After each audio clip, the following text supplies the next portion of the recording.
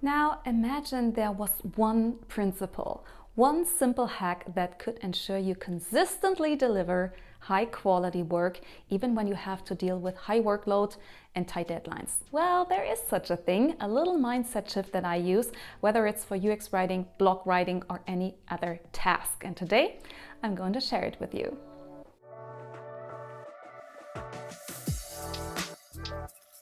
Hello everyone, my name is Kat and I teach people about writing in tech, and on this channel you will find everything that you need to know, especially about UX writing. So if you want to learn more about all of that, make sure to hit subscribe and ring the bell. And if you want some in-depth UX writing knowledge or even earn a certificate, make sure you check out my UX writing online courses and webinars, and while you're stopping by, also make sure to subscribe to my monthly newsletter called the UX Writing Memo to receive regular updates on new content and learning opportunities, a deep dive into a current hot topic, a reading list, as well as career and writing advice. Carefully curated, all for you, all for free. Link to the sign up is also in the description box below. Now, if you're a UX writer or have another role on a product team, you know that there are times when you just have to produce a lot of work, a lot of output. And this isn't only about creating designs or writing UX copy or writing code. It's also about preparing meetings and writing reports and talking to stakeholders. And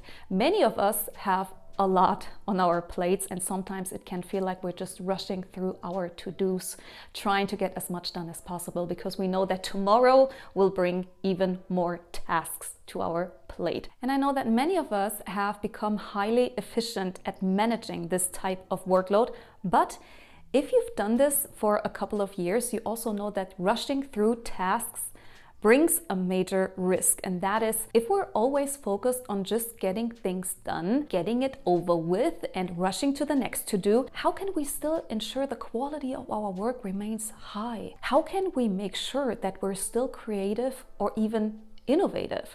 Because being creative and thinking outside the box and coming up with something truly innovative requires a completely different state of mind, right? The one of a busy schedule is, I need to get this done, and then I need to get that done, then I have to be in these 5 meetings, and after that I still have to wrap up this report. That's the mindset where you're simply trying to check boxes and get things over with. And the other one, the mindset of coming up with outstanding, excellent solutions is, hey, I'm going to really dive into this and see what is the best thing that I can create here. And those two are very different states of mind. Right? Now, as someone who works part-time as a UX writer for a startup, runs a UX writing education business, freelances on the side, and manages multiple personal passion projects, this fast-paced, high output, just get things done state of mind is just part of my reality, at least 4 out of 7 days per week. And at some point, I had to really ask myself, hey, I'm doing the job, but am I actually doing a good job? Or has all of this rushing turned me into a surface level professional, an 80-20 ratio kind of professional who just wants to finish their task? And the answer was yes. I was doing good work, but not exceptionally good work. And I knew that I definitely wanted to be someone who does exceptionally good work, at least with some tasks, right? So I tried to, slow down and approach my tasks more mindfully, more carefully. But you know what? Switching between the this just needs to get done mindset and the I want to do exceptionally good work mindset was surprisingly hard. Until I found a little life hack, and that hack is actually super simple. It goes like this. Finish your task completely, okay? Make it client ready, boss ready, review ready, okay? Then breathe for a moment and ask yourself, how can I make this 10% better? How can I make this 10% better? And I know what you're thinking. What do you even mean make it 10% better? Why 10%? And how do I even measure that? And the answer is, it doesn't matter. Improving your work by exactly 10% isn't the point here. The point of asking, how can I make this 10% better, is to make you stop rushing. It shifts your focus from I just need to get this done to how can I make this really good? To challenge your creativity. And challenging your creativity to find better and more thoughtful solutions is not only what makes our output better, it's also what makes our work feel more rewarding, and it is what makes us great professionals, right? Professionals that know how to get themselves into a creative state of mind intentionally. Now let me give you an example, 2 examples to be more specific. First, a UX writing one, since this is a UX writing channel. For my part-time job, I work for an energy startup, an electricity and gas provider. And in Germany, people need to submit their meter readings to their energy provider frequently so that we can charge them correctly. So they basically have to locate the electricity or gas meter in their house and read how much electricity or gas they have consumed and report that number to their provider. Okay, that's how it works. As you can imagine, many mistakes happen in this process because meters can vary. They can look differently, they can be located in a different part of your house. So yours might be in your basement, your neighbors might be in their kitchen, the numbers look different, etc. And people often feel confused about how to submit the right numbers. So to reduce confusion, we decided to write a very clear, easy to understand FAQ section that we could link to when asking customers for their meter readings.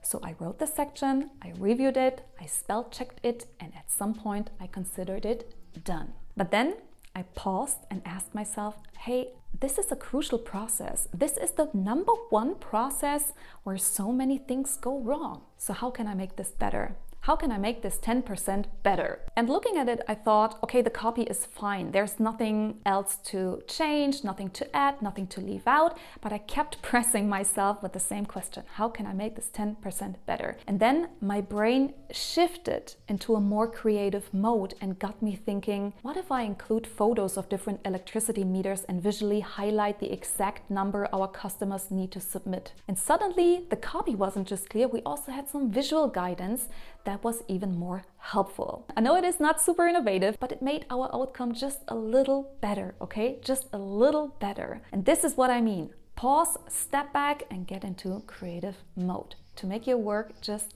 a little better. Now, the second example is at the start of the year, I promised myself I would finally start the newsletter that I always wanted to create. But to be honest, back then and there, between all of those other New Year resolutions and tasks, it became just another checkbox on my to-do list. So right in the middle of everything, I sat down, I did my research, I wrote the newsletter, etc. And I was just about to call it done. But then I was like, hey, these people trusted you with their email addresses. This cannot just be any average newsletter. This needs to be really good. Actually, what I want it to be is the number 1 email you're excited to read, the one email that you're looking forward to receive, an email that leaves you inspired and motivated about our craft. So I shut my laptop and I asked myself, how can I make this 10% better? And this started the creative process of thinking, okay, if I want this to be better, it should be more personal, more valuable, easier to read, more exciting to follow.